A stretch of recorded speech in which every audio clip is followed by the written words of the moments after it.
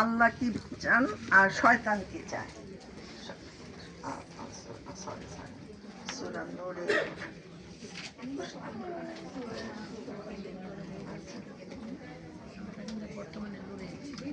হ্যাঁ দাদা 41 নম্বর।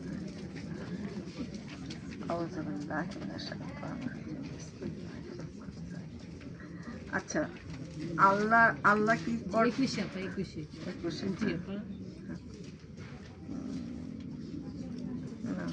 হ্যাঁ হ্যাঁ ওইটাই পড়তেছিলাম। তোমরা শয়তানের পথে চলো না। শয়তান কি করে? যে ব্যক্তি শয়তানের পথ অনুসরণ করে চলে, তবে সেই শয়তান কি করে? সে নির্লজ্জ ও অসঙ্গত কাজ করিবার জন্য আদেশ করে। শয়তান নির্লজ্জ মানে অশ্লীলতা, খারাপ খারাপ কথা, এই সবসময় চরিত্রের উপর হাত দিবে। চরিত্র, শয়তানের কাজ হলো এইরকম। তারপরে দেখেন পোশাক আশাক যা কিছু সব এইগুলো হলো শয়তান। আল্লাহ কি আদেশ করেন? আল্লাহ আল্লাহ এই আল্লাহর আদেশ আর শয়তানের কাজ দেখেন সব উল্টা। এখন 16 নম্বর সূরার আয়াত নাম্বারটা একটু দেখেন। 16 নম্বর সূরার আয়াত নাম্বার 90 নম্বর। সূরা নাহল 16 নম্বর সূরার 90 নম্বর আয়াতে আল্লাহ তাআলা দেন, ইন্নাল্লাহা ইয়া'মুরু, আল্লাহ আদেশ দেন, বিল আদল, ন্যায় নিষ্ঠার, ওয়াল ইহসান, পরের উপকার, ওয়া ইতাইযিল কুরবা, আত্মীয় স্বজনকে দান করা। না কি হলো এখানে? ঠিক আছে, আল্লাহ আদেশ করতেছেন। আল্লাহ আদেশ করেন কিসের আদেশ? ন্যায় নিষ্ঠা করার জন্য, পরের উপকার করার জন্য, আত্মীয় স্বজনকে দান করার, 3 কাজের আদেশ করেন। আর আর নিষেধ করেন, ইয়ানহা, আল্লাহ নিষেধ করেন, আনিল ফাহশা, নির্লজ্জতা থেকে।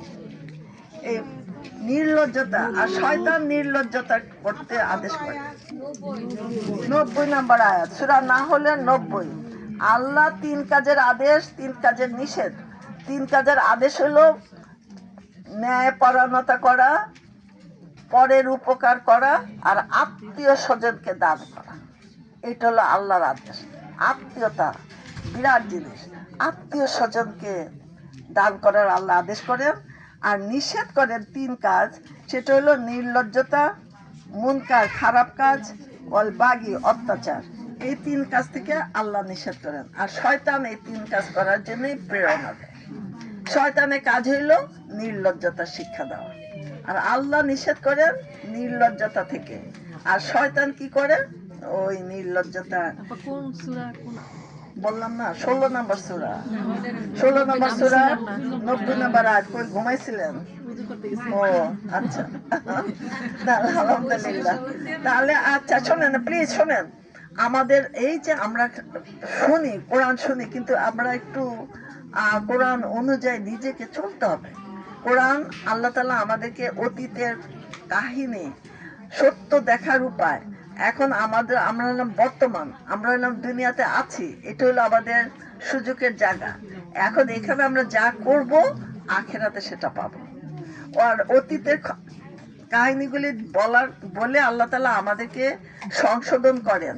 যে এই যে মা আয়েশা রাদিয়াল্লাহর যে অপবাদ দেওয়া হলো, এই অপবাদের কারণে কি হলো, শাস্তি কি? যে 4 জন সাক্ষী ছাড়া যেন এই কথা না বলে। তাহলে এই কথাগুলো দেখেন, তখন তাদের কাছে খুব হালকা লাগছিল। আর যারা শুনতেছিল যে আল্লাহ তাআলা, মুসলমান নারীরা, মুসলমান পুরুষরা কেন এই কথা বলল না, যে এটা নিশ্চয়ই মিথ্যা কথা। 4 জন সাক্ষী কই? 4 জন সাক্ষী ছাড়া তোমরা কথাটা কিভাবে গ্রহণ করতেছ? হ্যাঁ হ্যাঁ, 4 জন সাক্ষী। কারণ এই কথাগুলো আমাদেরও মধ্যে এই জিনিসটা অনেক অনেক।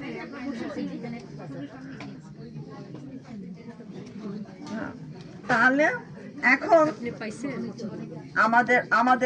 আমাদের সাবধান, আমরা যেন কারো সম্বন্ধে, দেখেন চরিত্রের উপর কথা কেমনি কোন সাহসে বলি। কাউকে দেখতে না পারলে মনে করে চরিত্র দিয়ে তার একে ল্যাপটায় দিই, এই খারাপ চরিত্র, এই আত্মাটা বিয়া করে, এই এই করে সেই করে, কত কিছু। একটা মানুষ যদি বিয়ে করে সেটা খারাপ, খারাপ।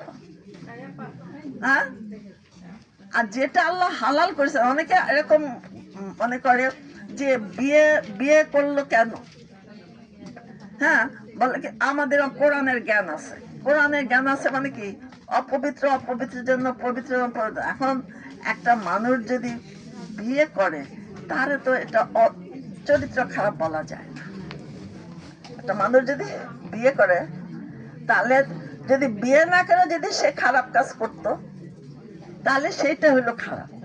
এখন একটা মানুষ যদি একটা মানুষকে বিয়ে করে তার সাথে থাকে, সেটাকে আমরা কি করে তখন আমরা ঘৃণা করি যে বিয়ে করে ফেলছে, এর বিয়ে করলো কেন। বিয়ে করে আরেকটা করে আপা, ও আর সেটাই তো বলি, আরেকটা করুক, চারটা তো করার আল্লাহ তাআলা অনুমতি দিয়েছে, চারটা তো অনুমতি দিয়েছে।